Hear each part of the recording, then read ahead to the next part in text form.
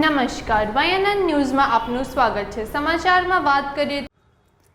વડોદરા શહેરના જેતલપુર રેલવે ગરનાળુના પોપડા ખરી પડ્યા। આજરોજ વડોદરા શહેર કોંગ્રેસ મહામંત્રી વિજય જાદવે તંત્ર પાસે વહેલી તકે કામગીરી કરવા માંગ કરી। અહીંથી ટુ વ્હીલર ચાલકો પસાર થતા કોઈ જાનહાનિ સર્જાઈ શકે છે। જો કોઈના માથા પર આ પોપડા પડ્યા તો જવાબદાર કોણ?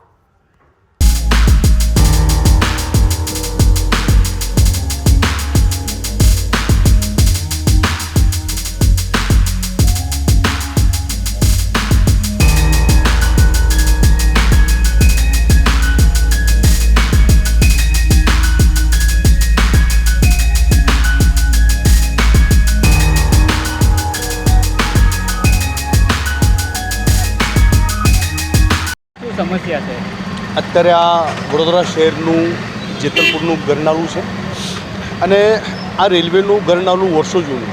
અત્યારે વાત કરીએ તો એ ગરનાળાના આપણે જોઈએ કે જે પ્રમાણે જે બ્રિજના જે પોખડા ઉખડી પડ્યા છે, સૌથી પહેલાં તો ખરેખર એક વાત કહેવા માંગીશ કે જે પ્રમાણે સેન્ટ્રલ ગવર્મેન્ટે બુલેટ ટ્રેન માટેની જે કામગીરી શરૂ કરી છે એની સારી વાત કરાય, વિકાસની વાત થઈ રહી સારી કહેવાય, પણ જે પ્રમાણે આવા જે જર્જરિત બ્રિજો છે ખરેખર તંત્રએ એના પર ધ્યાન આપવું જોઈએ।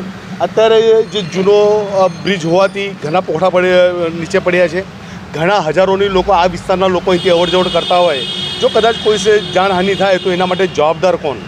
આ એક પ્રશ્ન તો સૌથી પહેલાં તંત્રની સામે છે।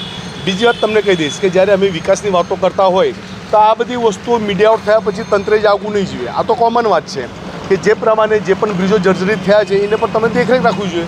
આ તો ખાલી ને ખાલી કોઈ નેતા આવે એટલે વડોદરાશીને રંગરોગાન કરવાના, કોઈ વિરોધ કરીને ડિટેન કરી દેવાના, એના પર ખાલી તંત્રનું ધ્યાન હોય।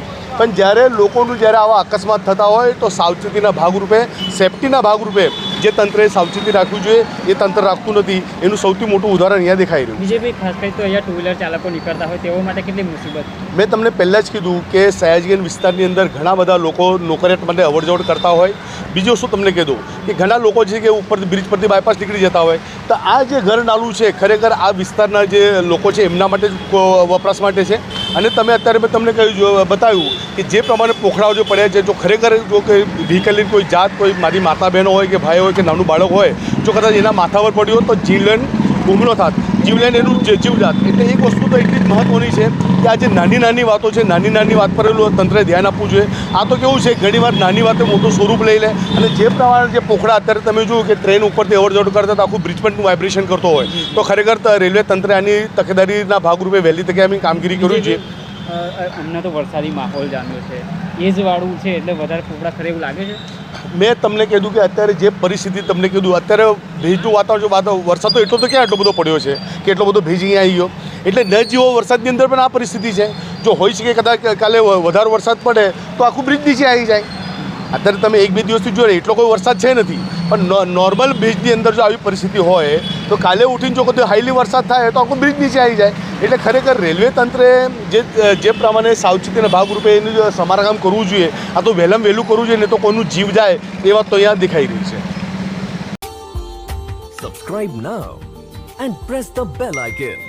Never miss an update.